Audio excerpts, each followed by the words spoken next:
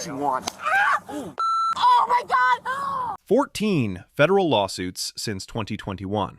7 of them name the same officer, Doug Ullrich of the Covington Police Department.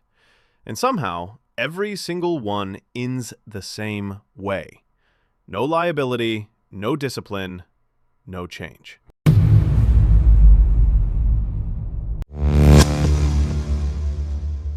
I was scared, I was hurt, I was in pain.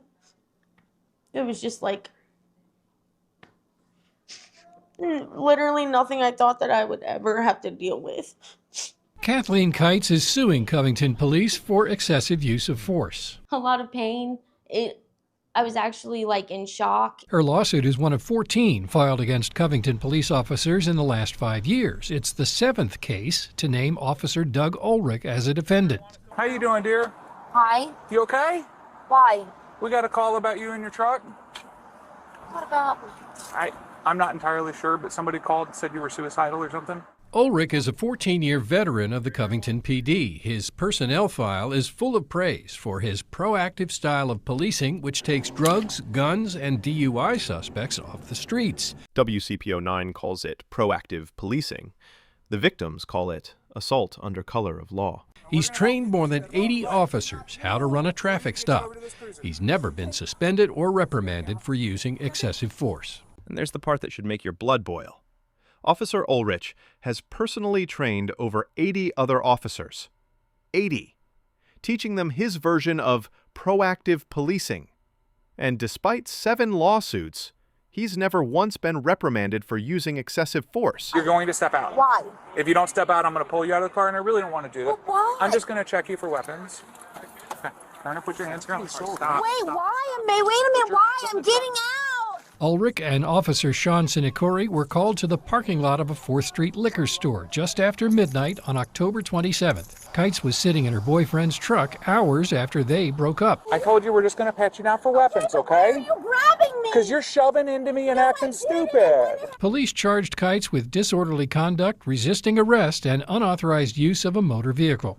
But that wasn't the worst thing that happened to her that night. See, why do you have to be All right, Throw it. here's the f***ing deal. See, I'm that's about why you're this take you to jail. Why? all right? Because you're 'Cause being you're a idiot to me. So if you keep it up, I'm going to take you to jail. Turn around for me. Stop! Jail. No, why? Stop. Get off of me! I don't want to go to jail! I'll give Please. what you want. Oh my God! Let go of my arm! You let go of my arm! I think you're... It started as a welfare check. She wasn't a suspect. She was someone they were supposed to be helping. But when she called Officer Ullrich an asshole, he didn't de-escalate. He exploded. He got in her face, pointed his finger, called her an idiot, and snapped her arm. The officer assisting him told her, "I don't give a fuck what you want."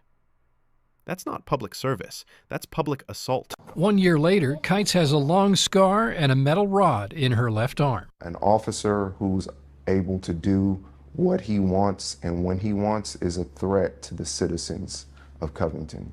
We've seen that in Doug Ullrich. Attorney Jameer Davis represents Kites. He's sued Ullrich 5 times since 2021. It's too much. He goes too far, and his record proves it. The city of Covington declined to comment for this story, but issued a statement saying it takes use of force seriously, adding, none of the cases filed since 2021 have resulted in the city being found liable. But don't worry, the city hasn't been found liable, which apparently means everything's fine, right?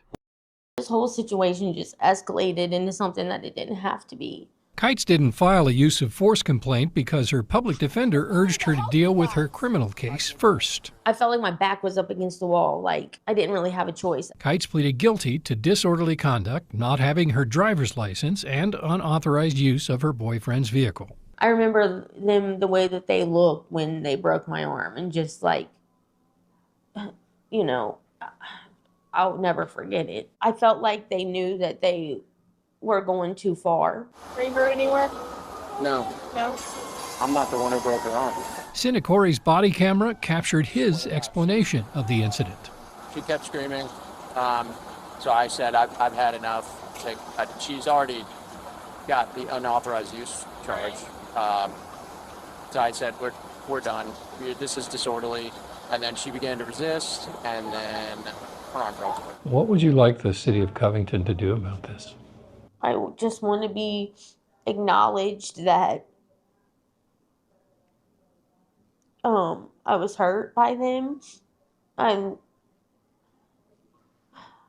not sweep it under the rug. He needs to be in trouble.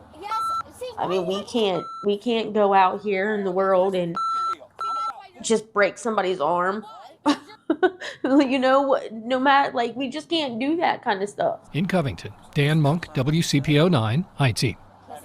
A welfare check that turned into a broken arm.